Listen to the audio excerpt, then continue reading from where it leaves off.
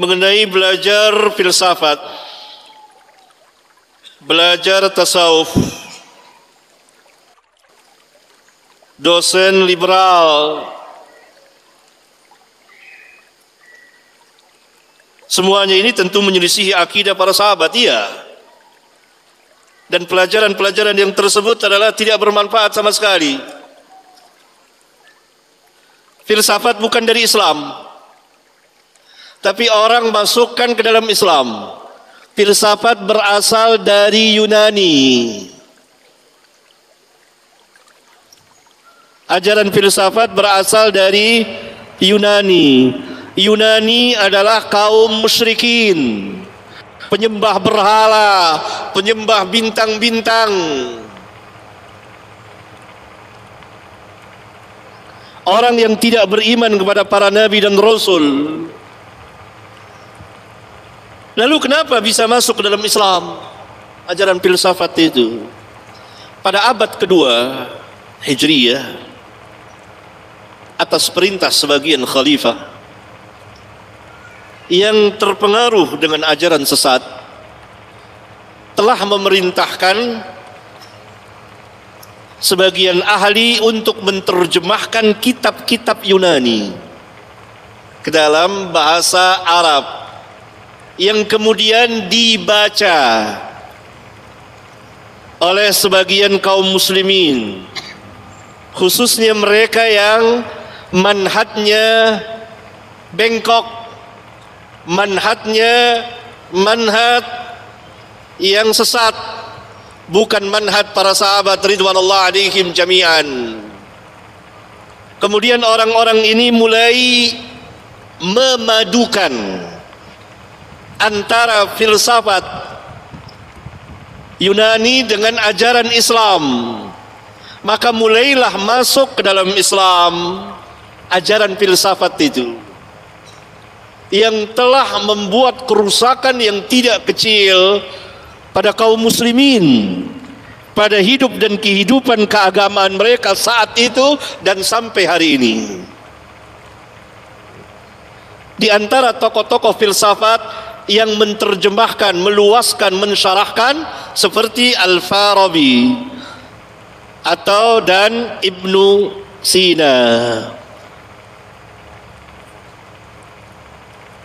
yang mereka memang para filsuf yang telah menyimpang dari manhaj para sahabat. Karena itu para ulama Ahlus Sunnah bangkit membantah mereka.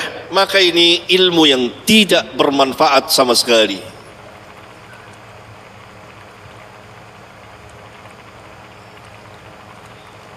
Demikian juga tasawuf.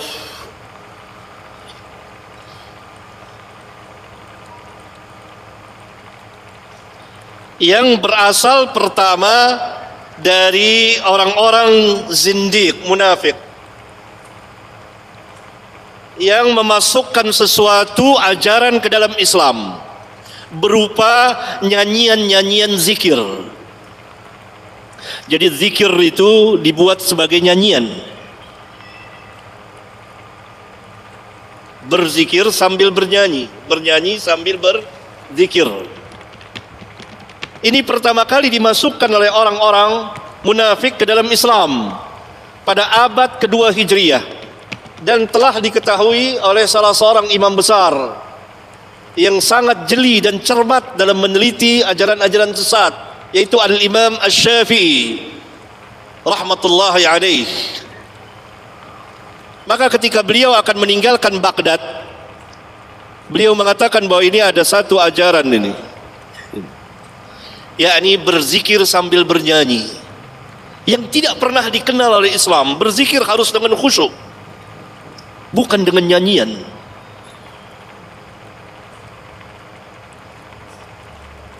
Ini dituduh oleh Al-Imam Asy-Syafi'i. Setelah beliau berangkat ke Baghdad, maka murid-muridnya dan sahabat-sahabatnya meneliti dan memeriksa. Ternyata ada sekelompok orang yang melakukan zikir-zikir ritual dalam Islam sambil bernyanyi, bernari-nari. Ini yang dikatakan zindiq oleh Islam. Kemudian berkembang lagi ajaran tasawuf dari orang-orang yang melampaui batas, sebagian kaum muslimin melampaui batas dalam beribadah dan masuk ke dalam bid'ah. Dan ada pembicaraan yang panjang mengenai ini. Adapun liberal ini bukan dari Islam. Islam liberal adalah ajaran yang telah tua usianya, yang pernah dibawa oleh orang-orang di luar Islam untuk merusak Islam dari dalam, yang tujuannya adalah membatalkan syariat. Oleh karena itu orang-orang liberal dimanapun mereka atas nama Islam itu tidak sholat. Kalaupun sholat itu sholat nifaq, berpura-pura. Mereka meyakini, keyakinan mereka, sholat tidak diperintah seperti sholat kaum muslimin 5 waktu sehari. Nggak ada dalam kamus mereka itu. Ini tentu bukan Islam, bukan Islam. Oleh karena itu diperlukan perbaikan manhaj di tengah masyarakat kaum muslimin, kembali kepada Alkitab dan Sunnah ala fahmi salafin as-salihin, para sahabat dan tabi'in dan tabi'ut tabi'in. Tidak dapat tidak, karena ini manhaj yang hak, manhaj yang lurus. Pertanyaan yang lain, apakah para sahabat itu maksum? Yakni tidak berdosa, tidak pernah melakukan salah, atau tidak maksum? Jawabannya tentu tidak maksum. Para sahabat manusia yang dapat melakukan dosa besar apalagi kecil. Para sahabat tidak terlepas dari kesalahan dan dosa. Namun kebaikan mereka menutupi dosa dan kesalahan mereka. Pertama, karena kebaikan menghapuskan kesalahan. Firman Allah Subhanahu wa taala, "Innal hasanat yudhhibnas sayyi'at." Sesungguhnya kebaikan-kebaikan itu menghapuskan kesalahan. Itu pertama. Kebaikan-kebaikan para sahabat itu demikian begitu banyaknya. Di antara kebaikan yang tertinggi di antara mereka adalah beriman kepada Allah dan Rasulnya dan hari akhir, serta menyertai bersama-sama Nabi yang mulia alaihi salatu wassalam, berjihad dengan harta dan jiwa-jiwa mereka.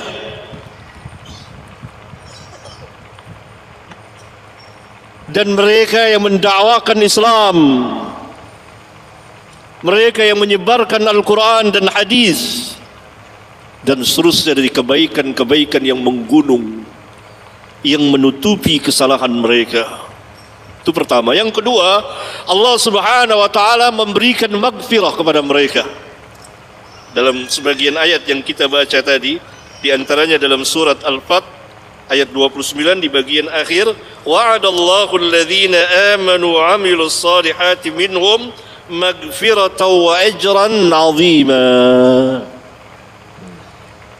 Maghfirah, ampunan Allah dan pahala yang besar sekali. Walhasil ringkasnya adalah para sahabat tidak maksum. Tidak ada yang maksum kecuali Nabi yang mulia alaihi salatu wassalam. Oleh karena itu pengakuan Syiah bahwa imam-imam mereka itu maksum adalah pengakuan yang batil.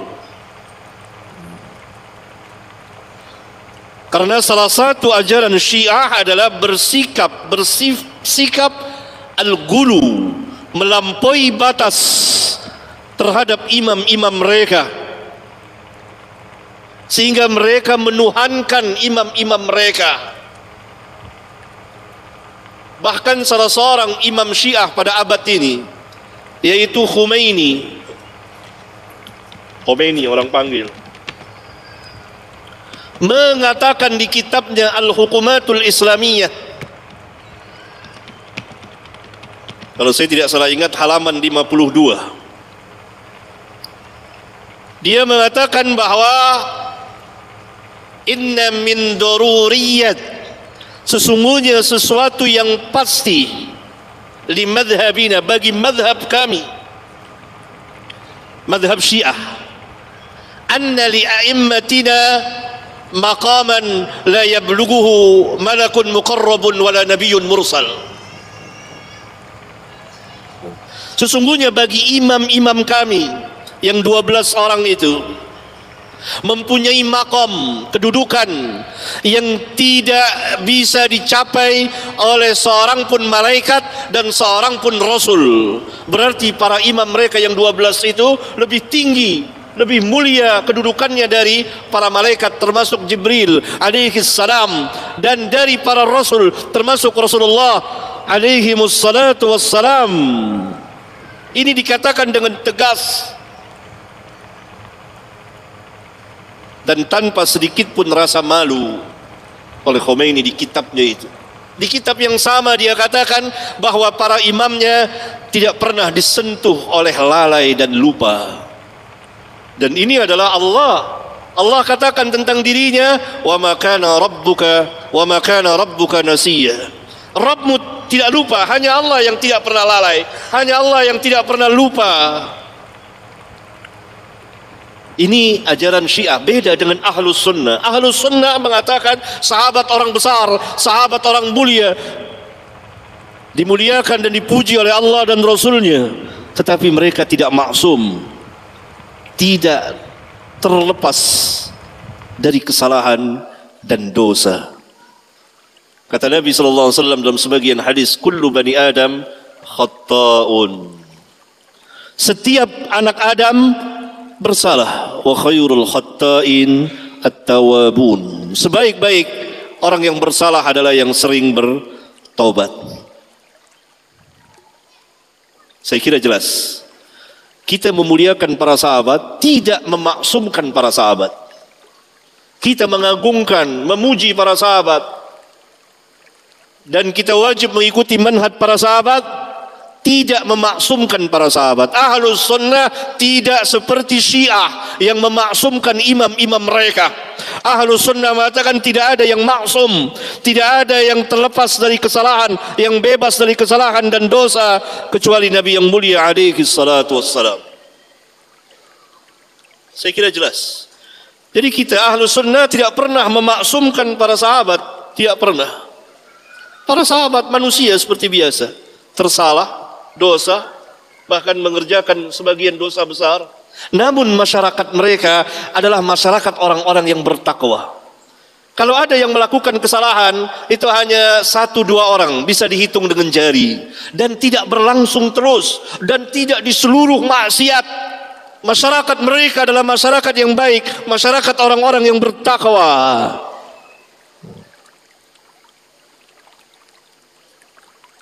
Assalamualaikum warahmatullahi wabarakatuh. Sampai jumpa kembali di World Islam Channel.